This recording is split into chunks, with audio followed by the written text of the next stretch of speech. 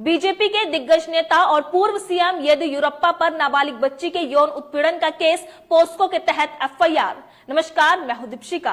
एक तरफ बीजेपी सरकार बेटी बचाओ बेटी पढ़ाओ का नारा गाते हुए नहीं थकती है, महिलाओं को लेकर बड़ी बड़ी बातें और दावे करती है, लेकिन क्या सच में बीजेपी की सरकार में ऐसे नेता हैं जो महिलाओं की रक्षा करते हैं? क्या सच में बेटियों के बारे में सोचते हैं? क्या सच में बीजेपी सरकार में बहन बेटियां सुरक्षित हैं?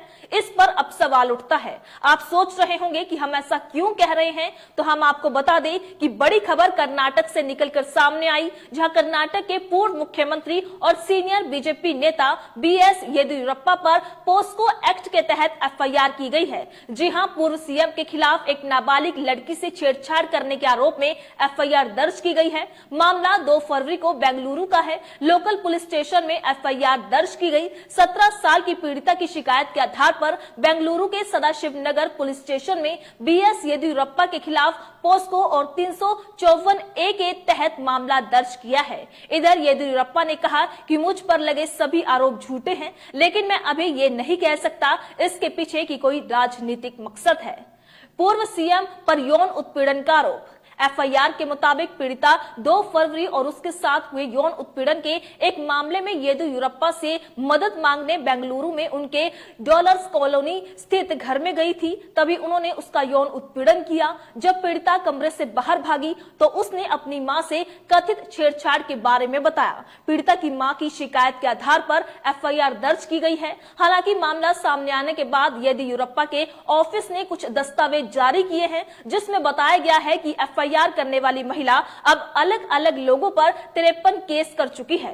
पीड़िता की मां बोली, येदियुरप्पा ने चुप रहने को कहा है। वहीं एफआईआर के मुताबिक महिला ने आगे ये भी आरोप लगाया कि जब उसने येदियुरप्पा से इस बारे में पूछा तो उन्होंने कहा कि वे जांच कर रहे थे कि लड़की के साथ रेप हुआ है या नहीं। बाद में येदियुरप्पा ने कथित तौर पर माफी मांगी और महिला से मामले के बारे में किसी को नहीं बताने को कहा। क्या बोले येदियुरप्पा?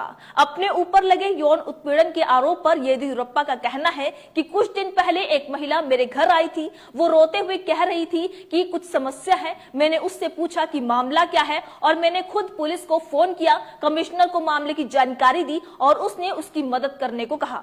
बाद में महिला मेरे खिलाफ बोलने लगी। येदियुरप्पा ने बताया कि मैंने ही ये मामला पुलिस कमिश्नर तक पहुंचाया है। कल पुलिस ने मेरे खिलाफ शिकायत दर्ज की। देखते हैं आगे क्या होगा। वही मैं ये नहीं कह सकता कि इसके पीछे कोई राजनीतिक मकसद है। कर्नाटक के 19वें मुख्यमंत्री रहे हैं बीएस येदियुरप्पा।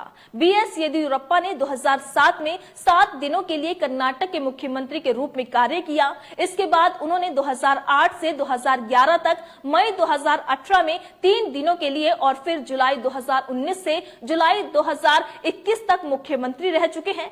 हफ्ते चले ड्रामे और अनिश्चितता के बाद उन्होंने 2021 में इस्तीफा दे दिया था।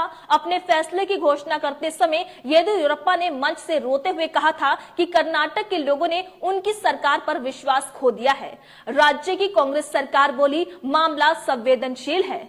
इधर मामले पर प्रतिक्रिया देते हुए कर्नाटक के गृह मंत्री जी परमेश्वर ने कहा कि एक महिला ने हमारे पूर्व मुख्यमंत्री बीएस येदियुरप्पा के खिलाफ सदाशिव नगर पुलिस स्टेशन में शिकायत दी, जिसमें कहा गया कि उनकी बेटी के साथ छेड़छाड़ की गई है। इसलिए पुलिस ने मामला दर्ज कर लिया है और जांच जारी है। जब तक हमें सच्चाई का पता नहीं चलता, हम कुछ भी उजागर नहीं कर सकते। ये बहुत संवेदनशील मामला है क्योंकि इसमें एक पूर्व मुख्यमंत्री शामिल है। देखते हैं कि रिपोर्ट क्या कहती है। जी परमेश्वर बोले कि मुझे नहीं लगता कि इसमें कोई राजनीतिक एंगल है। हम महिला को नहीं जानते। वे पुलिस के पास गई और शिकायत की। पुलिस ने उसे मना नहीं किया और मामला दर्ज कर लिया।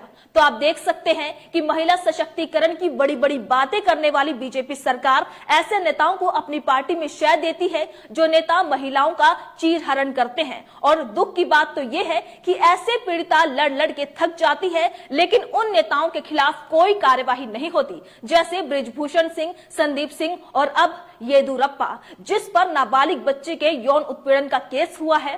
पोस्को के तहत एफआईआर हुई है। ना जाने ये सिलसिला कब तक जारी रहेगा। इस खबर को लेकर आपकी क्या राय है? अपनी राय कमेंट बॉक्स में लिखकर हमें जरूर बताइएगा। इसी तरीके से देश और दुनिया से जुड़ी हर छोटी से बड़ी अपडेट के लिए एफबीएन यानी फ्रंटलाइन ब्रेकिंग न्यूज के साथ बने रहिएगा। धन्यवाद।